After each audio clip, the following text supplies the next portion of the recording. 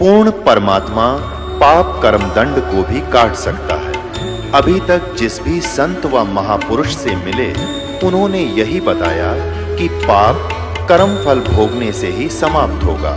वो प्रभु कौन है जो पाप कर्म को काट देता है, वो काल के बंधन से छुड़वा देता है। उसका क्या नाम है, पूजा की विधि क्या है? कृपया अवश्य सुनिए जगत गुरु तत्वदर्शी संत रामपाल जी महाराज के अमृत वचन।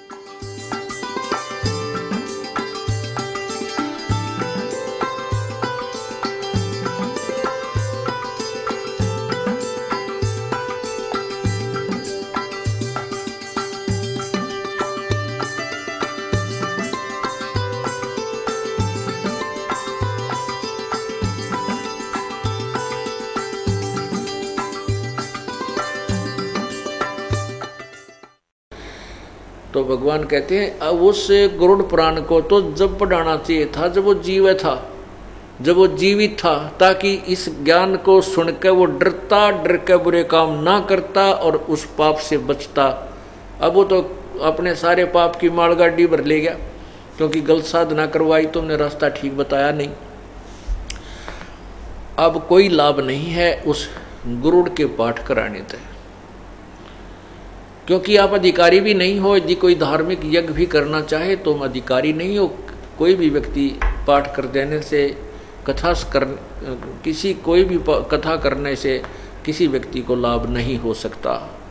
कहते हैं गुरु बिन माला फेरते हैं, गुरु बिन देते दाने हैं, गुरु बिन दोनों निष्फल हैं, जय पूछो वेद पुराण। गुरु बिन यज्ञ हवन ना की होम ना की जय, गुरु की आज्ञा माए रही जय। गुरु बिन यज्ञ हवन जो करही, मिथ्या होवे कबू ना फरही। अब गुरु कौन है? गुरु का अर्थ है जो तत्व ज्ञान यानी सच, जो ज्ञान प्रदान करता है, आध्यात्मिक ज्ञान प्रदान करता है, जो सच्चा ज्ञान देता है, उसको गुरु कहो चाहे सतगुरु कहो। सतगुरु तो इसलिए कहना पड़ गया कि नकली गुरु हो गए। अगर यदि ये नकली गुरु ना हो तो गुरु ही बहुत है, सतगुरु कहने की आवश्यकता है नहीं। क्योंकि गुरु का अर्थ होता है सही ज्ञान दे वो टीचर। जो टीचर आउट ऑफ सिलेबस ना पढ़ाता हो, सिलेबस से ही, पाठ्यक्रम से ही हमें पढ़ा रहा हो, तो वो टीचर ही है। इसी प्रकार ये कि ये स्पिरिचुअल टीचर होता है, आध्यात्मिक गुरु होता है। इसको गुरु ही काफ़ी शब्द था, लेकिन सतगुरु इसलिए कहना पड़ा कि नकली गुरुओं की गिनती नहीं। इसलिए उसमें कुछ डिफ्रेंशिएट करने के लिए, उसमें भिन्नता दिखाने के लिए कि गुरु, अगर तुम इनको गुरु मानते हैं तो एक सतगुरु की आवश्यकता जो इनसे न्यारा ज्ञान, सच्चा ज्ञान देता है। तो गुरु के बिना जो हवन और पाठ आदि कराए जाते हैं वो भी लाभदायक नहीं होते। इसलिए तुम जो ये क्रिया करते हो इससे कोई लाभ नहीं होता, क्योंकि इसका प्रमाण दिया है। जैसे राजा परीक्षित को 7वें दिन सर्प ने डसना था, उनको ये एक ऋषि ने साप दे दिया था कि 7वें दिन तुझे एक सर्प डसेगा, तेरी मृत्यु होगी। तो उस समय ऋषि लोगों ने इकट्ठा होकर के सलाह बनाई कि राजा बड़ा धार्मिक है और भाई कोई इससे गलती बन गई है, क्योंकि राजा परीक्षित ने एक ऋषि के गले में मरा हुआ सर्प डाल दिया था और उस ऋषि के लड़के ने उसको श्राप दे दिया था, ब्राह्मण ने, कि तुझे 7वें दिन ये सर्प डसेगा। तो ऋषियों ने मिलकर के एक सलाह बनाई कि अभी कुछ ऐसा उपाय किया जाना चाहिए राजा की गति हो जाए। सबने कहा कि श्री बद्ध भागवत सुधा सागर का एक सप्ताह तक इसको पाठ कराया जाए, इसको कथा सुनाई जाए। तो कथा सुनावे कौन? अब देखो पुण्यात्मा, इन बातों को ध्यान में रखना। अब कोई भी व्यक्ति कहता मैं पाठ कर देता हूँ, मैं कथा कर देता हूँ, मैं ऐसे करता हूँ, मैं ऐसे करता हूँ, तो उनसे कोई लाभ नहीं होगा। जैसे राजा परीक्षित को कथा सुनाने के लिए कोई भी ऋषि तैयार नहीं हुआ, क्योंकि 7वें दिन परिणाम आना था। 7वें दिन पता लग जाना था कि ऋषि के द्वारा सुनाई गई कथा का इस राजा को क्या फल मिला है। कोई भी तैयार नहीं हुआ। इवन व्यास जी ने भी हाथ खड़े कर दिए कि मैं इस योग्य नहीं हूं कि कथा सुना कर राजा की कुछ मोक्ष करा सकूं, यहां से गति करा सकूं। क्योंकि श्रीमद् भागवत सुधा सागर के लेखक भी श्री व्यास वेद व्यास जी हैं। उन्होंने भी बना कर दिया कि मैं कथा नहीं करने के योग्य हूं, मैं इसको कथा सुनाने योग्य नहीं, मेरे से कल्याण नहीं हो सकता। तो कहते हैं उस समय स्वर्ग से सुखदेव ऋषि को भेजा गया, बुलाया गया। सुखदेव ऋषि विमान में बैठकर स्वर्ग से यहाँ पहुंचा। अब सुखदेव ऋषि के यहाँ आने और वापस स्वर्ग जाने का जो विमान रेंट यानी जो एयरप्लेन का रेंट है वो भी राजा परीक्षित के पुण्य से ही दिया गया। और फिर सुखदेव जी ने 7 दिन तक वो कथा सुनाई, श्रीमद् भगवत सुधा सागर की 7 दिन पाठ किया। तब जितना लाभ इन ऋषियों से हो सकता था वो भी उस गुरु से हुआ जो अधिकारी था, क्योंकि राजा जनक ने उसे अधिकारी बना दिया था और वो केवल विष्णु तक का ही गुरु था, उसे आगे के गुरु नहीं थे। तो वो भी लाभ उस गुरु से मिला, अन्य से नहीं मिला। अब पुण्यात्मा ये कहते हैं समझदार को संकेत ही काफ़ी होता है।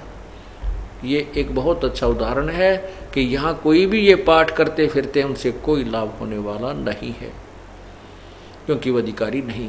तो यहाँ क्या बताते हैं कि वेद बांध ये पुराण बांध फिर पंडित आगे पीछे गरुड़ पढ़ाई। और फिर क्या कहते हैं कि भाई नर से तू पसवा कीजिए गद्दा बैल बनाई, ये 56 भोग कहाँ मन भोरे की तो कुरडी चढ़ने जाई।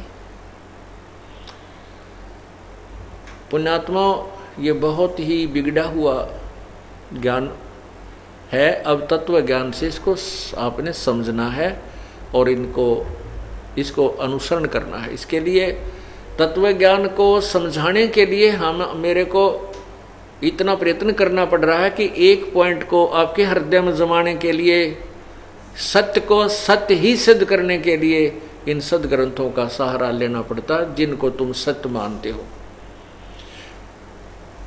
जैसे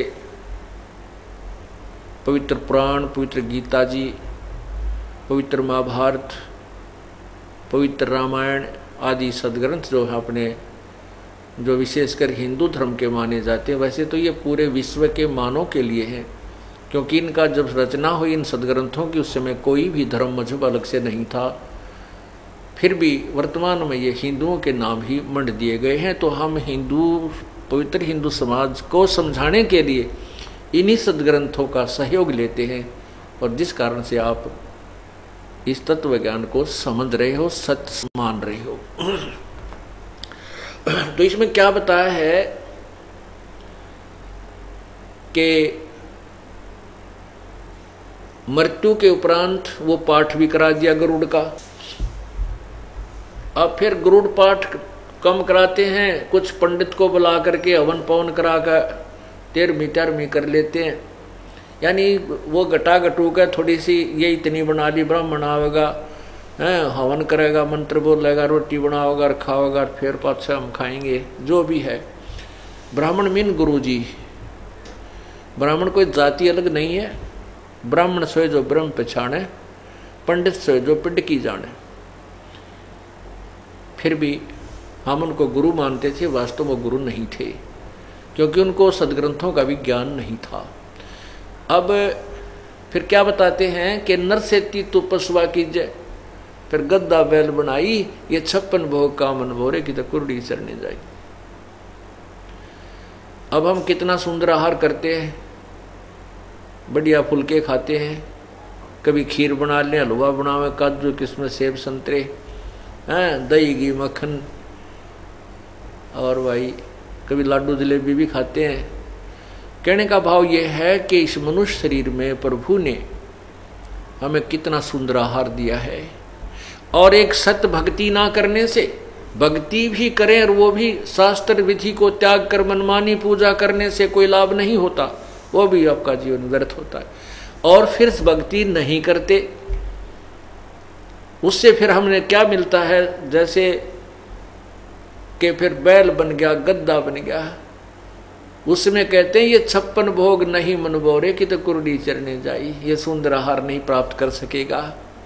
अब तो जरा सी भूख लगती है, कहीं रास्ते में होटल आ गया वहाँ खा लिए, चाय की इच्छा हुई जब रोक के गाड़ी उतर गाड़ी में तो चाय बनवाई पी के चल पड़े, प्यास लगी पानी पी लिया, फिर ये सुविधा नहीं रहेंगी। क्यों नहीं रहेंगी? एक जरा से काम के बिना सारा काम बिगड़ गया।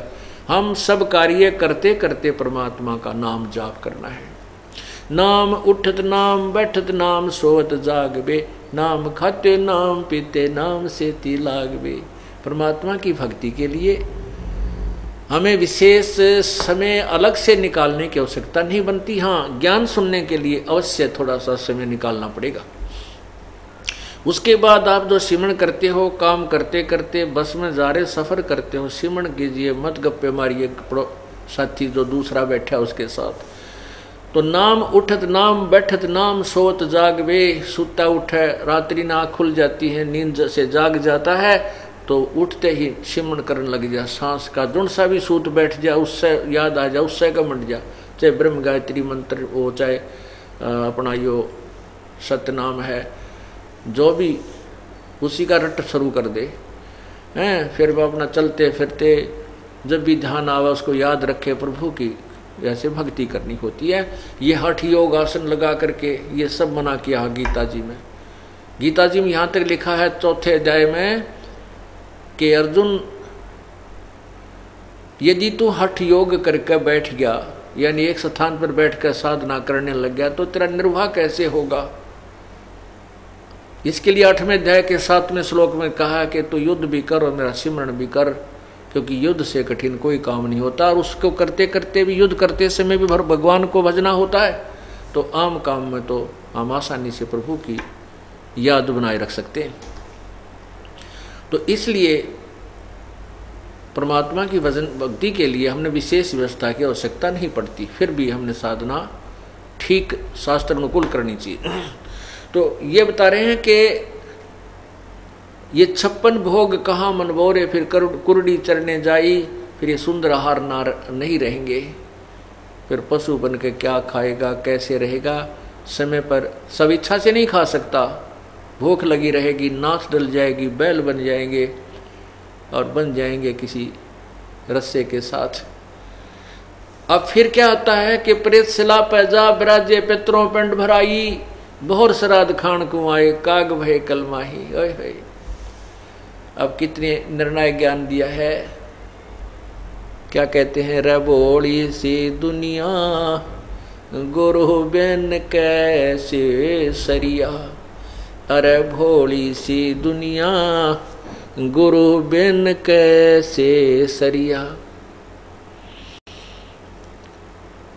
क्या बताते हैं, अपने लला के बाल उतरवावे, देखो कैंची ना लग जइया, एक बकरी का बच्चा लेके उसका गला कटैया, रे भोड़ी सी दुनिया गुरु बिन कैसे सरिया, रे भोड़ी सी दुनिया गुरु बिन कैसे सरिया। कच्चा पाका भोजन बना के माता धोकने गैया, उस माता ऊपर कुत्ता मुते वो क्यों ना मर गैया, रे भोड़ी सी दुनिया गुरु बिन कैसे सरिया, अरे भोड़ी सी दुनिया गुरु बिन कैसे सरिया। फिर क्या बताते हैं,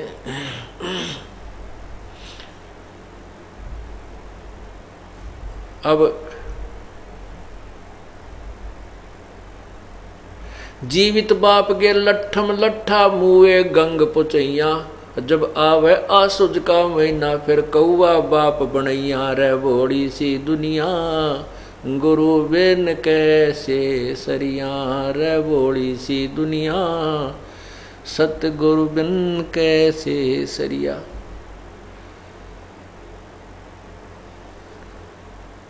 क्या बताते हैं कि ये आन उपासना में आते हैं, ये कौन कौन से?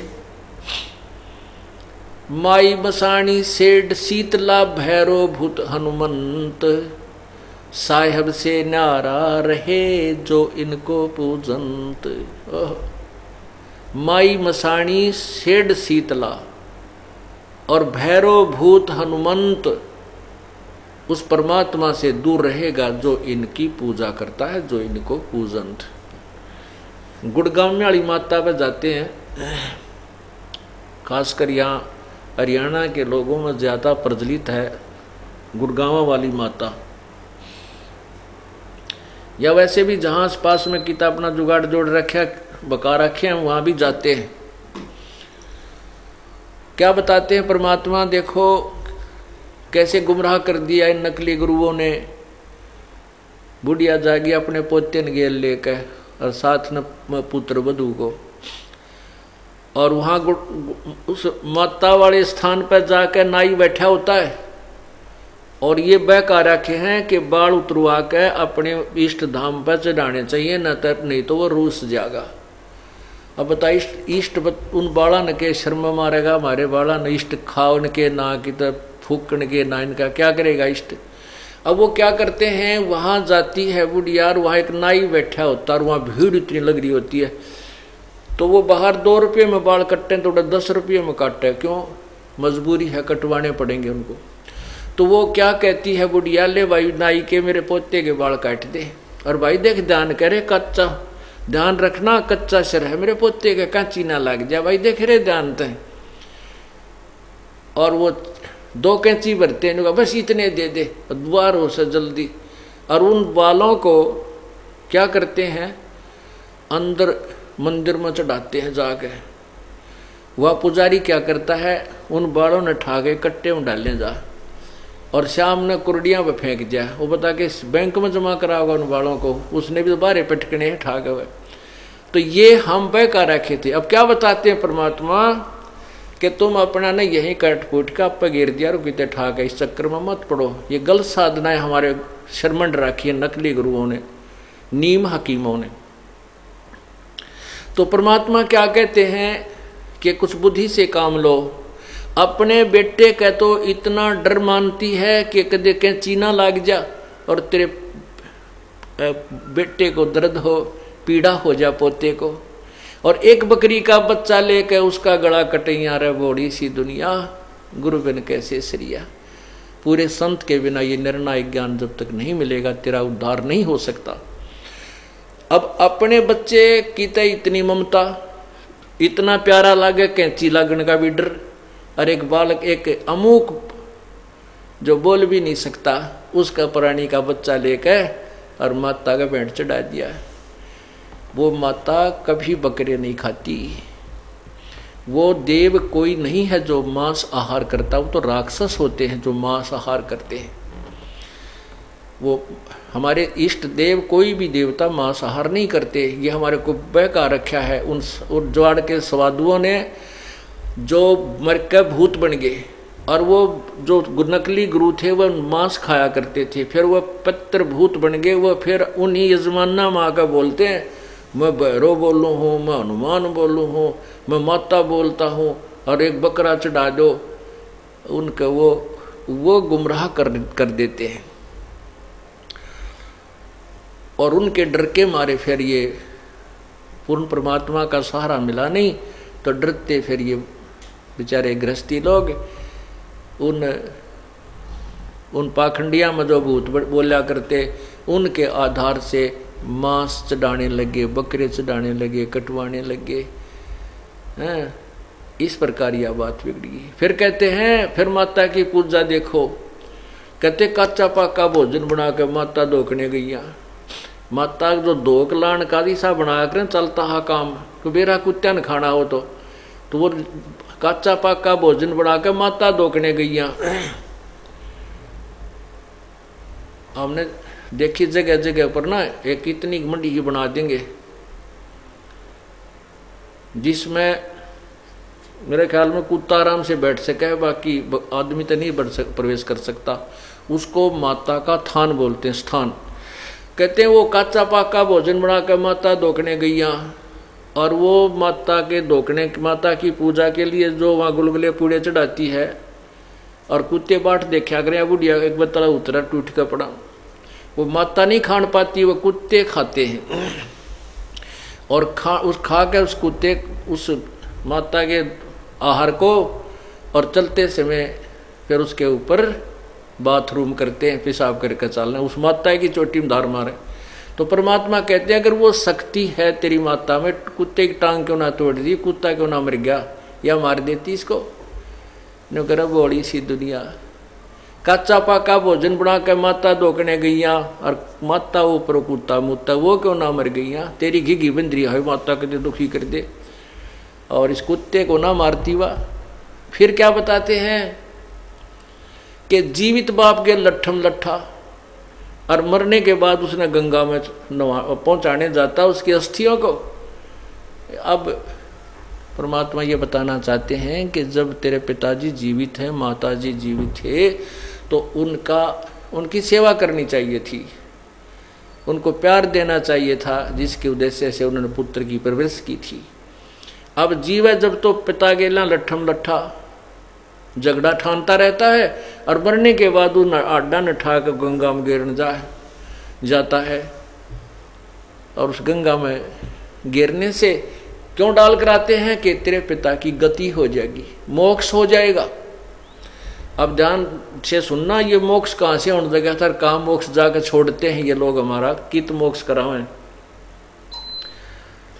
अब एक भक्त नाम ले रहा था, नाम ले रखा था उसने, और उसको मना किया हुआ था भी ना, तो ये फूल फाल ठाने हैं जो कहते हैं ना अस्थियां उठाकर गंगा में गेर कानी नहीं। अगर उस स्थान को खाली करना आवश्यक है तो उसने उन अस्थियों को, राख को उठाकर नियर बाई को रिवर नहर चलती है, दरिया है, चलते पानी में वो पर डाल दियो। कोई किसी की सहयोग की आवश्यकता नहीं, किसी गुरु पीर की। और मान लीजिए आसपास नहर भी उपलब्ध नहीं है, तो उनको खड्डा खोद के अपने कितने भी खेत में, आंगन में, घर में उड़े डाल दिए। जो सोचो भाई कितना नादर ना हो हमारे पिता की अस्थियों का, अच्छी बात है। अगर आपके अंदर ये श्रद्धा है तो उन्हें उड़े गाड़ दे कि माटी में ढूंगा 5-7 फुट 5-4 फुट खोद के उस इतनी राख बना कर उसने वहाँ डाल दो, या किसी नहर में डालिए। वहाँ उन ठगों के पास मत जाइए जो आपको गुमराह करते हैं। तेरे पिता की गति गंगा में आने से होगी, यहाँ पर इसकी अस्थियाँ पहुँचाने में होगी। ये गलत है, ऐसा कुछ नहीं है। वो एक भक्त जैसे हमारा नाम लेते हैं तो हम उनको ये मर्यादा भी बताते हैं कि ये नियम पालन करना है। तो वो भक्त कहता था जी मैं वैसे समाज के लिहाज से, डर से, समाज के जो है ना दबाव में आकर के मेरा चाचा मर गया, मतलब अलग तो हो रहे थे हमें, लेकिन उसके साथ मैंने जाना पड़ गया। वो अस्थि गिरन गए थे गंगा में, तो वहाँ एक पांडा पाया।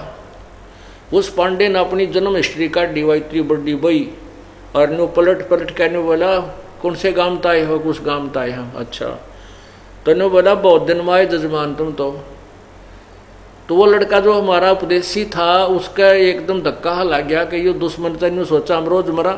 नो क्या बहुत दिन माए जजमान तुम तो कह, यानी तू कोई दादा मरा था उसके बाद ही नंबर आया यहाँ तुम्हारा आने का। वो कहने लगा जी उस दिन के बाद मेरा कति मन खट्टा हो गया कि वहाँ तक भूल के नहीं जाना, अब कद गलती बनी सो बनी कि ये तुम्हारे कसौण और मनावे है, ये हमारे मरने की बाट देखें, मरे तोड़े तोड़े हमावा, इन्हें 100 रुपये 200 रुपये प्राप्त हों इनकी पूजा के। अब पहले तो प्रथम गति तो यह है कि उसके अस्थि वहाँ डाल कर इसकी गति हो जाएगी। नंबर 2 गति मोक्ष कराने के लिए 13 मिक्रो पंडित जी बुलाओ, और फिर वो पंडित जी पाठ पूठ हवन हवन करके फिर आप खा पी के छक के, और फिर कहें कि इसका महीना बनाओ, फिर 6 माही करो, फिर वर्षी करो, और वर्षी के बाद फिर शुरू हो जाओ क्या इसके श्राद्ध निकालो। श्राद्ध किस लिए कि इसकी गति करवानी है, और श्राद्ध निकालने के बाद फिर कहते हैं इसका पिंड भरवाओ। पिंड भरवाने से क्या होगा कि इसका मोक्ष हो जाएगा। वो तेरा गजब हो। अब श्राद्ध निकालते हैं तो श्राद्ध का जो आहार, वो जो गुरुजी होता है वो क्या करता है कि कुछ आहार उठा के ऊपर रख देता है छत पर, और कहता है देखो वो कौवा आ गया।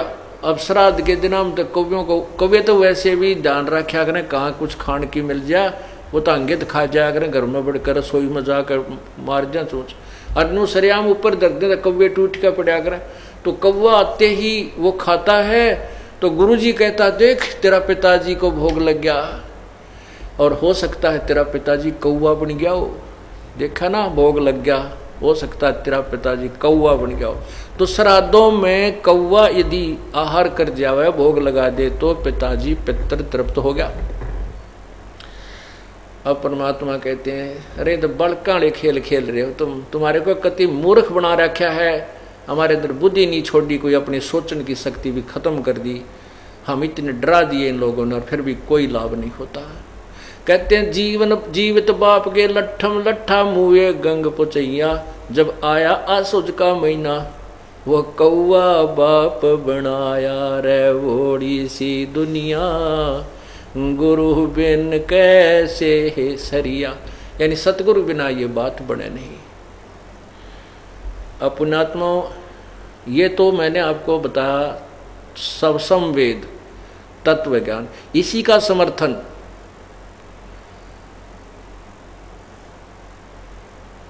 अपने पवित्र पुराण भी दे रहे हैं, जिन पुराणों के आधार पर हम श्राद्ध निकालते हैं। अभी आपको विष्णु पुराण में एक ऐसा अनमोल ज्ञान दिखाता हूँ, आप गदगद हो जाओगे। रस सचमुच हम तक कत्ती पागल मूर्ख बना रखे थे अनजान लोगों ने।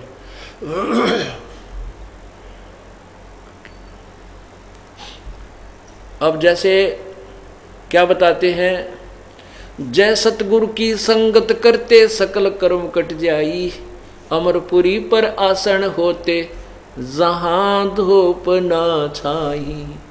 जय सतगुरु की यानी तत्वदर्शी संत अर्थात पूर्ण संत की जब संगत करते, उसके ज्ञान का अनुसरण करते, ये सारे झंझट मिट जाते।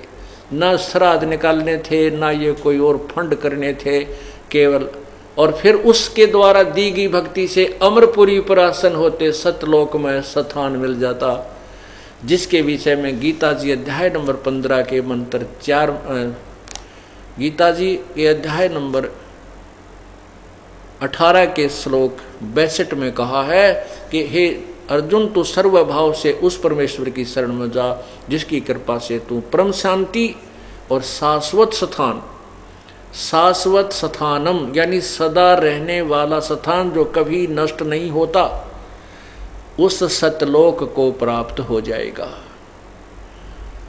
अब गीता जी के अध्याय नंबर 8 के मंत्र 16 में लिखा है कि ब्रह्मलोक तक ये सभी नासवान हैं, इसमें गए हुए प्राणी भी लौटकर संसार में आते हैं, लेकिन सतलोक के अंदर उस परम पद परमेश्वर के, उस परम अक्षर ब्रह्म के पूर्ण परमात्मा के परम पद अर्थात उस सतलोक में जाने के बाद फिर जन्म मृत्यु नहीं होती।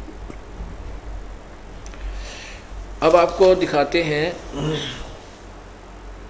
श्राद्ध, जो श्राद्ध हम निकालते हैं उसके विषय में क्या बता रखा पुराणों के अंदर। इन भ्रमित लोगों ने, जिनको तत्व ज्ञान नहीं था, उन ऋषि और महर्षियों ने भी हमें गुमराह किया हुआ है। और तत्वदर्शी गीता जी में इसीलिए लिखा है कि जब उस तत्वदर्शी संत की खोज कर, वो तत्वदर्शी संत वो तत्व ज्ञान बताएगा जो भगवान के मुख से उच्चारित वो वास्तविक ज्ञान है, उस मूल ज्ञान को, और उसको सुन, उसके पश्चात जैसा वो कहता वैसे कीजिए। अब आपको विष्णु पुराण, श्री विष्णु पुराण में दिखाता हूँ। अब इसमें क्या रहस्य आपको दिखाएंगे। पहले आपको मार्कंडेय पुराण के अंदर दिखाते हैं। उसमें लिखा है कि एक रुचि नाम के ऋषि थे और उन्होंने वेदों को पढ़ा। जैसे गीता जी वेदों का ही सार है, वेदों को पढ़ा और उसने निष्कर्ष निकाला कि वेदों में ये कर्म कांड श्राद्ध आदि निकालना ये मूर्खों की पूजा है, ये नहीं करनी चाहिए। उसने इस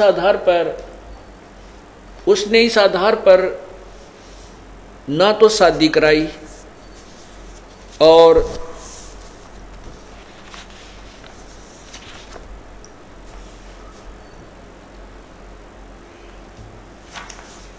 अपने वेदों के अनुसार साधना कर रहा था, जैसा भी वेदों का निष्कर्ष उसने निकाला था, जैसे अन्य ऋषि महर्षियों ने निकाल रखा है। तो कहते हैं उसके कुछ दिनों के बाद उसके 3 पितर, पिताजी, दादाजी, परदादाजी, वो तीनों भूत बने हुए थे, पितर बने हुए थे, वो दिखाई दिए। उस समय उसकी आयु 40 वर्ष की हो चुकी थी।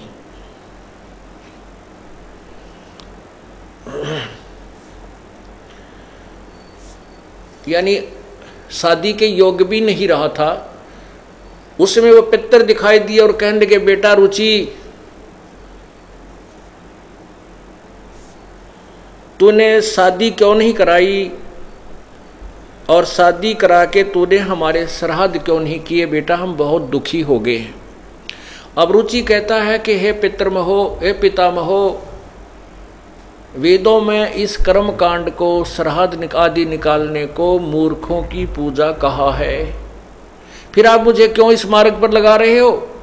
पितर भी स्वीकार करते हैं कि बेटा तू ठीक कह रहा है, वेद में तो ऐसा ही लिखा है, ये सत्य है कि ये तो मूर्खों की, अज्ञानियों की पूजा है, लेकिन बेटा ऐसे है वैसे है, पितर जो चाहे वैसे दान दे सकते हैं, संतान दे सकते हैं, धन दे सकते हैं।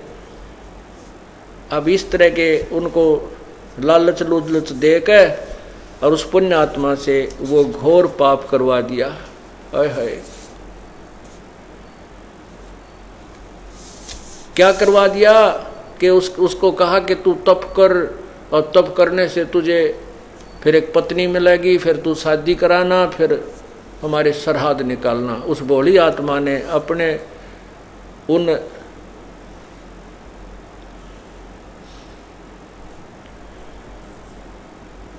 वो जो शास्त्र विरुद्ध साधना करके जो भूत बन गए थे पूर्वज, उनकी बातों में आके अपनी वास्तविक साधना, शास्त्र अनुकूल साधना त्याग दी और स्वयं भी भूत बनने को तैयार हो गया।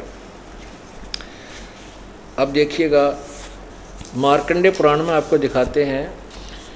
मार्कंडेय पुराण गीता प्रेस गोरखपुर से प्रकाशित है। इसके 242-43 पृष्ठ पे ये देखिएगा, ये है मार्कंडेय पुराण।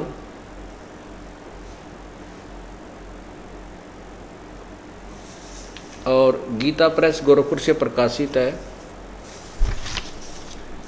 इसके ये पृष्ठ नंबर 242 पर देखें, 242।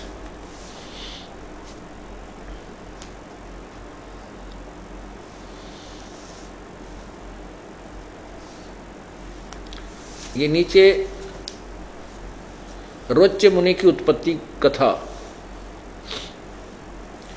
मार्कंडेय जी कहते हैं, ब्राह्मण पूर्व काल की बात है, प्रजापति रुचि ममता और अहंकार से रहित इस पृथ्वी पर विचरते थे। उन्हें किसी से भय नहीं था, वे बहुत कम सोते थे। उन्हें न तो अग्नि की स्थापना की थी, न अपने लिए घर ही बनाया था। वे एक बार भोजन करते और बिना आश्रम के रहते थे। उन्हें सब प्रकार की आसक्तियों से रहित एवं मुनिवर्ती में रहते देखकर उनके पितरों ने उनसे कहा। पितर बोले, बेटा विवाह स्वर्ग और अपवर्ग का हेतु होने के कारण एक पुण्यमय कार्य है, उसे तूने क्यों नहीं किया। गृहस्थ पुरुष समस्त देवताओं, पितरों, ऋषियों, तिथियों की पूजा करके पुण्यमय लोकों को प्राप्त करता है। वह करता है वह सभा के उच्चारण से देवताओं को, सवधा के उच्चारण से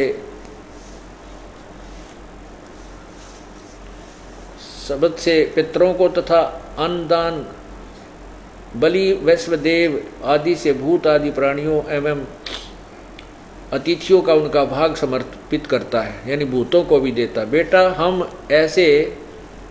ऐसा मानते हैं, ये अपनी तरफ से स्टेटमेंट है इन पितरों की, ना कि किसी वेद आधार नहीं है, कि गृहस्थ आश्रम को स्वीकार न करने से तुम जीवन में क्लेश पर क्लेश उठाना पड़ेगा और मृत्यु के बाद तुम्हारा दूसरे जन्म में क्लेश ही भोगने पड़ेंगे। रुचि ने कहा, पितृगण परिग्रह मात्र ही अत्यंत दुख एवं पाप का कारण होता है तथा उससे मनुष्य की अधोगति होती है।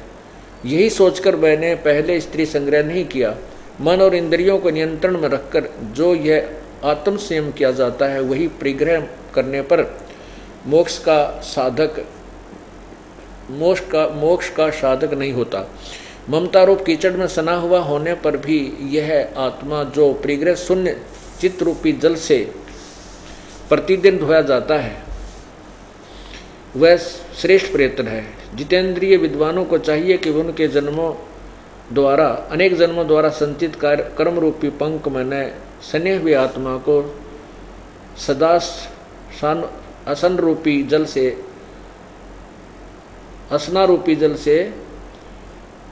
प्रक्षालन करे। पितर बोले, बेटा जितेंद्रिय होकर आत्मा प्रक्षालन करना उचित नहीं है, किंतु तुम जिस पर चल रहे हो वह मोक्ष का मार्ग है। वह मोक्ष का मार्ग है, उसको मना कर रहे हैं, किंतु फल इच्छा रहित दान और शुभ अशुभ से उपभोगों भी पूर्वकृत शुभ अशुभ कर्म दूर होते हैं। इसी प्रकार दया भाव से प्रेरित होकर जो कर्म किया जाता है वह बंधन कारक नहीं होता। फल कामना से रहित कर्म के बंधन में नहीं डालता। पूर्व जन्म में किया हुआ मानवों का शुभ अशुभ कर्म सुख दुख भोगों के रूप में प्रतिदिन भोगने पर ही अक्षीण होता। अब ये स्पष्ट कर रहे हैं कि जो दुख सुख कर्म में लिखा है प्रारब्ध में वो तो भोगना ही पड़ता है। आगे क्या बताता है, अब यहाँ क्या बताते हैं। रुचि ने पूछा पितामहो वेद में कर्म मार्ग को अविद्या कहा गया है, फिर क्यों आप लोग मुझे उस मार्ग में लगाते हैं। पितर बोले, यह सत्य है कि कर्म को अविद्या ही कहा गया है, इसमें तनिक भी मिथ्या नहीं है। फिर कसर के रहेगी भाई। ये देखो, ये स्वयं तो 4 भूत बने हुए हैं, पहले की 4 दिखाई दिए उसने, 4 पिताजी, दादाजी, परदादा, फिर दादा का भी पिता, परदादा का पिता, तो ये 4 दिखाई दिए। ये स्वयं कहते हैं कि हाँ इसमें सत्य है। ये स्वयं पितर बोले, यह सत्य है कि कर्म को अविद्या ही कहा गया, इसमें तनिक भी मिथ्या नहीं है। फिर अग्रम मग्रम के रहेगी। अब फिर वो अग्रम मग्रम जो की है वो पितरों की है, ना कि किसी वेद सदग्रंथ की नहीं है। और वेद जो है ये परमात्मा का आदेश है, और ये जो श्राद्ध व्राद्ध के जो तुक्केबाजी ये अन्य पित्रादि का आदेश है, तो उसको हमने नहीं मानना है। जैसे आपके उदाहरण देते हैं कि एक व्यक्ति का मित्र था थानेदार, दरोगा, और उस दरोगा जी ने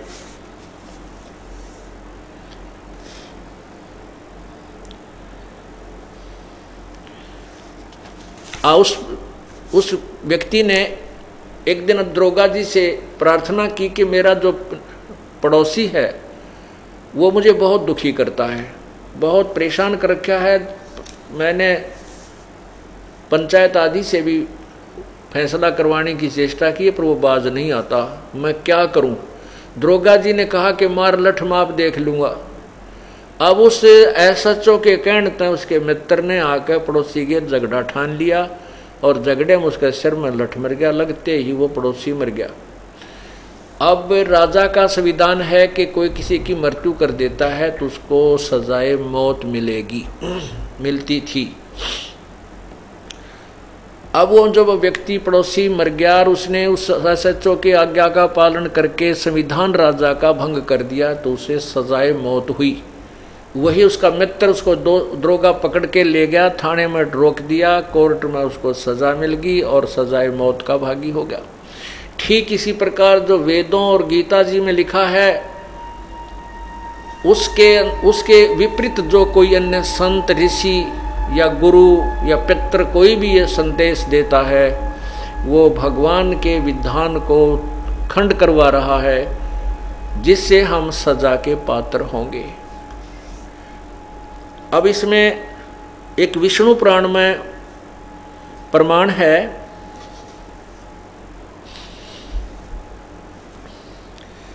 कि इन पितरों ने ही सनकादिक आदि जो ऋषि ब्रह्मा जी के पुत्र हुए हैं, इन्होंने एक राजा को बताया और वो श्राद्ध की विधि बता रहे हैं ये ऋषि लोग, और कह रहे हैं कि जो मैं तुम्हें बता रहा हूँ ये पितर ही मुझे बता गए थे, यानी पितरों ने ही मुझे बताया है श्राद्ध आदि निकालना, यानी कोई किसी भगवान की तरफ आदेश नहीं है।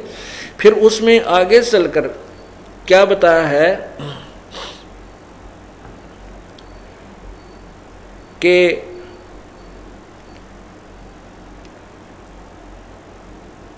जैसे पितरों के लिए श्राद्ध निकालना है तो जैसे 2, 4, 6, 8 यानी ऑड नंबर ब्राह्मण जमाने चाहिए, उनको भोजन कराइए। और भूतों के लिए करना है, देवों के लिए करना है तो 1, 2, 1, 3 ऐसे 5, 7, 9 इवन नंबर है ये, यानी इस तरह ब्राह्मणों को बैठाकर भोजन कराना चाहिए। फिर विष्णु पुराण में लास्ट में ये लिखा है, श्राद्धों का सारा विवरण देकर ये लिखा है कि यदि एक योगी का अर्थ है जो सत्य साधक, जैसे गीता जी में लिखा कि अर्जुन जब तू नाना प्रकार के भ्रमित करने वाले वचनों से भ्रमित ना होकर के एक तत्व ज्ञान पर स्थिर हो जाएगा तब तू भगत बनेगा, योगी बनेगा।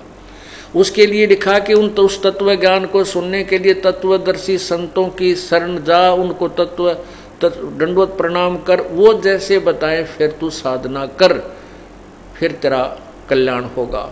उसके लिए बताया है कि एक संत, एक सत साधक, सच्ची साधना करने वाले को भोजन कराने से कितना लाभ होता है कि 1000 ब्राह्मणों को जो वो श्राद्ध के लिए उद्धार करने आते उनका भी कल्याण कर दे और यजमान का भी कल्याण कर दे और मोक्ष भी प्राप्त करवा दे।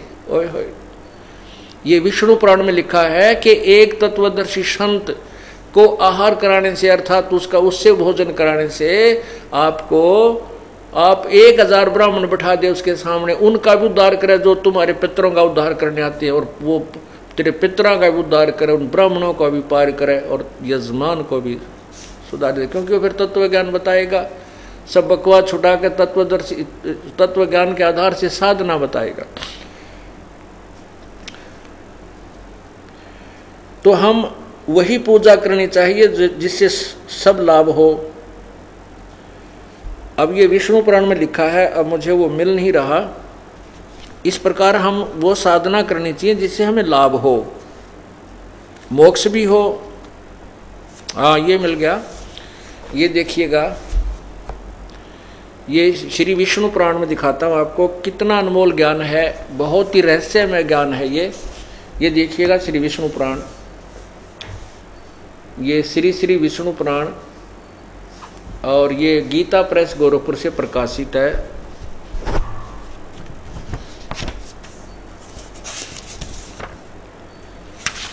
इसके अनुवादक हैं मुनीलाल गुप्त,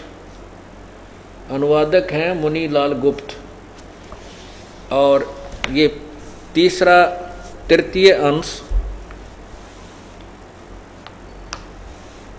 अंश, और ये देखिएगा अध्याय 16, अध्याय 15 का, क्योंकि 16 आगे चलता है, ये अध्याय 15 का विवरण चलता हुआ आ रहा है। ये 16वां यहाँ होगा, ये 16वां समाप्त होता है इसके लास्ट में। ये 213 पृष्ठ पे लिखा है, हे राजन, श्राद्ध करने वाले पुरुषों से विश्व देवगण, मृत पितृगण, मातामह, कुटुंबजन सभी संतुष्ट रहते हैं। हे भूपाल, पितृगण का आधार चंद्रमा है, चंद्रमा का आधार योग है, इसलिए श्राद्ध में योगी जन को नियुक्त करना अति उत्तम है। हे राजन, यदि श्राद्ध भोजी 1 सहस्र ब्राह्मणों के सम्मुख एक योगी भी हो तो वह यजमान के सहित उन सब का उद्धार कर देता है। 1 सहस्र माने 1000 ब्राह्मण भी हो और यजमान भी हो, और ये ऊपर जो श्राद्ध निकालेंगे वैश्व देवगण, पितर, मातामह सबको कहते हैं ये संतुष्ट तब हों। एक योगी को भोजन कराने से उनके सामने यदि एक योगी यानी सत साधक, सच्ची साधना करने वाला एक है, वो 1000 ब्राह्मणा का भी उद्धार करे, यजमान का भी उद्धार करे और थारे पितरों का भी उद्धार करे। जय सतगुरु की संगत करते सकल कर्म कट जाई, अमरपुरी पर आसन होते जहां धूप ना छाई। सुरत नृत मन पवन पियाना, शब्द शब्द समाई। दास गरीब दास गलतान महल में, मिले कबीर गोसाई। अपने आत्माओं, ये इसको तत्व ज्ञान कहते हैं। और इस ज्ञान को कौन बताता है? सतगुरु बताते हैं। तो सतगुरु क्या बताते हैं? मारे सतगुरु दे रहे ए लारे, सत्य नाम सुमर मन में लारे। मारे साहेब दे रहे सत्य नाम सुमर मन में लारे, भगवान सुमर मन में लारे। सत्य नाम सुमर मन, भगवान सुमर मन में लारे। मारे साहेब दे रहे सत्य नाम सुमर मन में। कोडी कोडी माया जोड़ी, जोड़ भरा एक थैला रे। कोडी कोडी जोड़ भरा एक थैला रे। खाली आया खाली जागा, संग चले ना दे लारे। खाली आया जागा, संग चले ना दे लारे। मारे सत्य गुरु दे रहे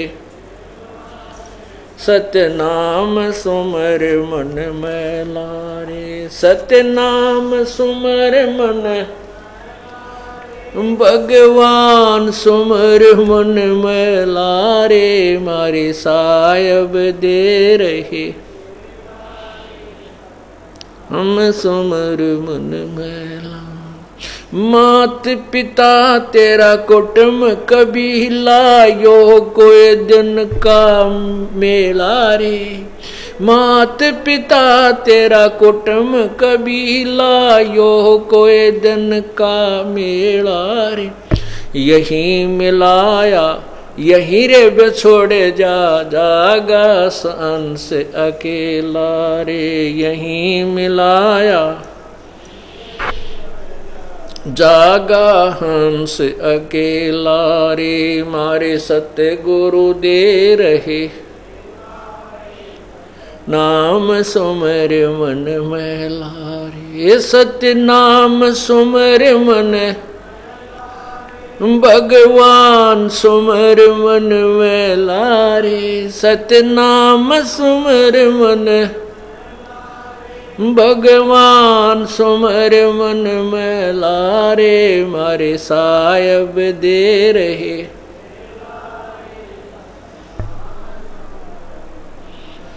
एक डाल पे 2 पक्षी बैठे, एक गुरु एक चेला रे। एक डाल पे 2 पक्षी बैठे, एक गुरु एक चेला। चेला तो चंचल है भाई, गुरु निरंतर खेला रे। चेला तो भाई, गुरु निरंतर खेला रे। मारे सत्य गुरु दे रहे, सत्य नाम सुमर मन में लारे। भगवान सुमर मन में लारे, सत्य नाम सुमर मन, भगवान सुमर मन में लारे। मारे सत्य गुरु दे रहे, नाम सुमर मन में। इस पद का तुम वेद सुनो भाई, कौन गुरु कौन चेला रे। इस पद का तुम वेद सुनो भाई, कौन गुरु कौन चेला रे। रामानंद का कहे कबीरा, शब्द गुरु चित चेला रे। रामानंद का गुरु चित चेला रे। मारे सत्य गुरु दे रहे, हे लारे। सत्य नाम सुमर मन में लारे। मारे सायब दे रहे, इस पद का तुम वेद सुनो भाई, कौन गुरु कौन चेला रे। एक तुम वेद सुनो भाई, कौन गुरु कौन चेला रे। रामानंद का कहे कबीरा, शब्द गुरु चित चेला रे। रामानंद का शब्द गुरु चित चेला रे। मारे सत्य गुरु दे रहे, सत्य नाम सुमर मन में लारे। मारे साहेब दे रहे,